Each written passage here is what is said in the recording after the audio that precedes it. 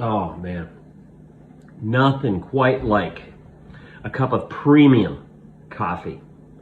I'm talking top quality, 100% Arabica beans, dark roast, all right? Nothing but the best will do. And I honestly don't understand how some people can drink like the coffee that just says on the tin 100% coffee. It's like, okay, like coffee what? Like a variety of inferior beans swept off the production floor, mixed with the cheapest kind of, I don't know, Robusta and a variety of other beans. No offense to the Robusta fans out there, but the bottom line is that coffee has to be perfect, otherwise why drink it? Of course, the only thing worse than low quality coffee is weak coffee. Now, I'm not really biased. I mean, this is just the way that it is. And since I've learned this, I don't understand why anyone else on this planet would not agree with me. I mean, isn't it self-evident? All right. Welcome to Koi Tutoring Services. We are right in the middle of a new series called Cognitive Biases. And we've unpacked the introduction to cognitive biases a little while ago. So in the early 70s, two Israeli psychologists named Amos Tversky and David Kahneman came up with this concept that we go through life having to make so many decisions on a daily basis that we figure out some shortcuts, some heuristics. We unpacked that a little while ago, just checking a previous video, okay? So this is where we look at cognitive bias number 3, all right? So the first one was fundamental attribution error. And that's where when you're late for a meeting, it's because you had no choice. It was not your fault, but someone else late for the meeting, they are lazy. The next one was automation bias. All right, and we talked about, Michael and Dwight plowing into the lake when Michael just insisted on following the GPS, even though Dwight was hollering as they veered off the road and started to get into the water. And, automation bias, we trust our technological tools probably way more than we should. So today, we talk about bias number 3, and that's the curse of knowledge. And just like my, epiphany that led to a absolute certainty about what kinds of coffee, what types of coffee and flavors of coffee are by far the best. The curse of knowledge really assumes that everyone else knows what you know once you've learned something. Now, okay, coffee is one thing, and I've learned to be broad-minded especially. Has this happened to you? Are you a coffee fanatic? Like, are you fussy about your coffee or tea or any kind of other beverage, hot or cold? And you go to a friend's place, great friends, okay, and you've got so much in common and so much to catch up on, and, the coffee just doesn't quite cut it. What do? Are you the one that just, smiles and drinks it? I mean, do you really have a choice? But inside, you're thinking, inside you're plagued by the curse of knowledge. It's like, I know how to make good coffee.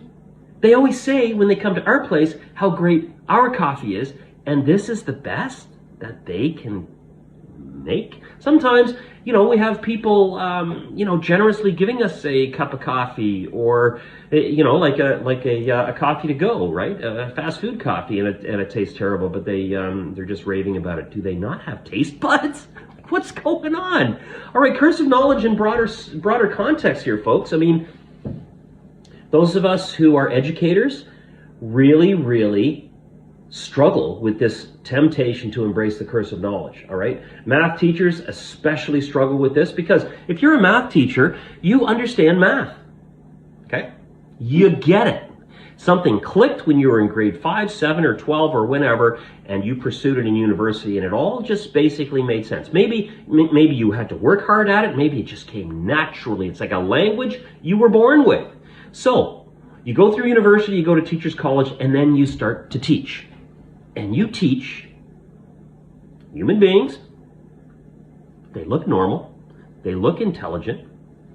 And yet they don't understand how to factor an equation. They don't understand how to simplify an equation. They don't understand that what you do to one side of the equation, you have to do to the other. They don't understand the idea of combining like terms.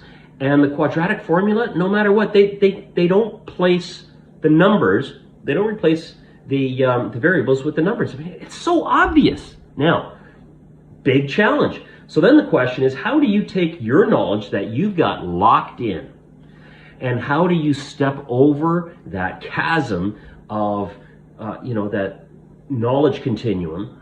You've got to reach other people, young people, children, and you have to somehow scaffold that. And we talk about scaffolding, and it's actually one of the Koi Tutoring Services fundamentals, okay? And I'll be recapping that soon. But the truth is, we all struggle with the curse of knowledge, all right?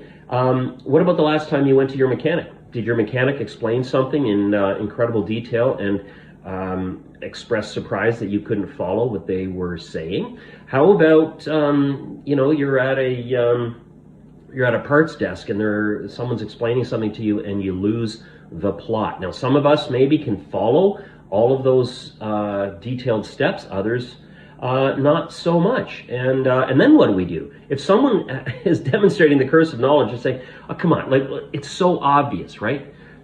How do you react to that? Are you frustrated? Are you discouraged? Are you embarrassed? Sometimes we get shamed by people who demonstrate that it seems that it should be so simple for you to understand. Now, this happens in multiple contexts, okay? Whether you're at the auto parts store, or you're in a classroom, or you're at home in our primary relationships, this is a big, big struggle in marriages. It's like, okay, so one partner is mechanically inclined and the other is not. And the one is explaining to the other what has to be done. And don't you understand? Now, here's a big thrill, all right? For those of us who are no longer young, but still young at heart, maybe we, have learned quite a few, steps and processes regarding online tools, all right?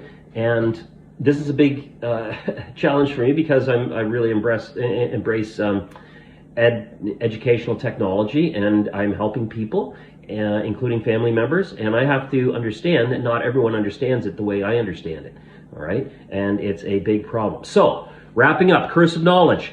The next time you get frustrated when you're explaining something that should be so simple to somebody, and they have this blank look on their face, or they say, yeah, okay, and you know they don't grasp it, what are you going to do? Hopefully you're going to go a little bit in a different direction, because it doesn't mean they are dumb. It doesn't mean they are stupid, although those words are, flashing in your brain, all right? Could it be that even though you have an array of skills that you're trying to teach someone else and it doesn't seem that they're grasping it, could it be that they have something to teach you? And do you want people to be impatient when they are explaining something to you? Then please make the world a better place, and please walk away from the curse of knowledge. Not everyone gets it the way you do, and guess what?